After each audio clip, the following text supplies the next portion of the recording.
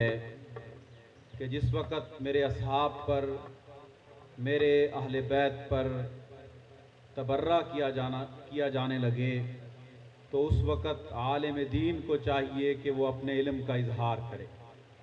فَلْيُظْهِرِ الْعِلْمَ عَالِمُ فَإِن لَّمْ يَفْعَلْ، اگر وہ ایسا نہیں کرے گا فَلَعْنَةُ اللَّهِ، تو اس کے اوپر اللہ کی لعنت ہے، وَالْمَلَائِكَةِ، اور اس کے اوپر فرشتوں کی لعنت ہے، وَالنَّاسِ اجمعین، تمام لوگوں کی اس کے اوپر لعنت ہے کہ وہ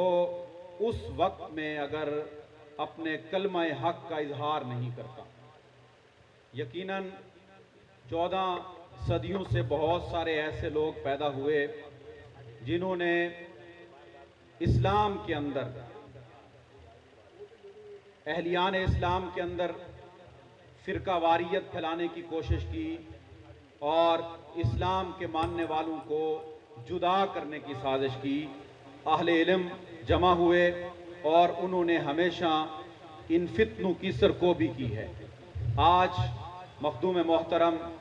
حضرت پیر معصوم حسین نقوی صاحب کی سربراہی میں یہاں تمام مکاتب فکر کے علماء جمع ہیں۔ ہمیں جہاں ہم مذمت کرتے ہیں کسی گستاخ صحابہ کی یا گستاخ اہل بیت کی یا گستاخ نبی کی، تو ہمیں وہیں پر اس بات کا بھی اعادہ کرنا چاہیے اور جد و جہد کرنی چاہیے کہ جو اہل حق ہیں، جو طائفہ منصورہ ہیں، وہ کہیں بکھر نہ جائیں، ان کو ایک پلیٹ فارم پر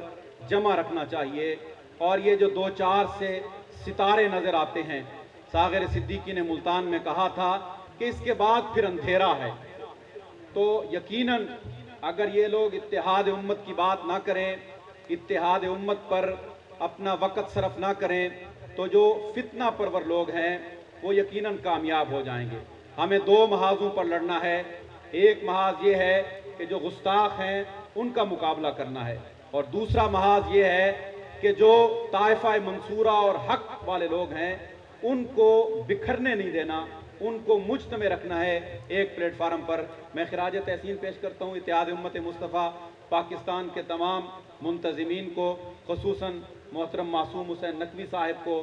اور اپنے بھائی اسد عباس صاحب کو، اور دیگر یہاں پیر اختر رسول قادری صاحب، علامہ امجد چشتی صاحب، یہ سب اکابرین، انہوں نے ہمیشہ کوشش کی ہے کہ اتحاد امت کا شیرازہ جو ہے وہ بکھرنا نہیں چاہیے، وہ ایک پلیٹ فارم پر متحد رہنے چاہیے۔ انشاءاللہ ہمارا پہلے بھی آپ کے ساتھ تعاون رہا ہے اور آئندہ بھی آپ کے ساتھ تعاون رہے گا۔ وآخر دعوانا الحمدللہ رب العالمین۔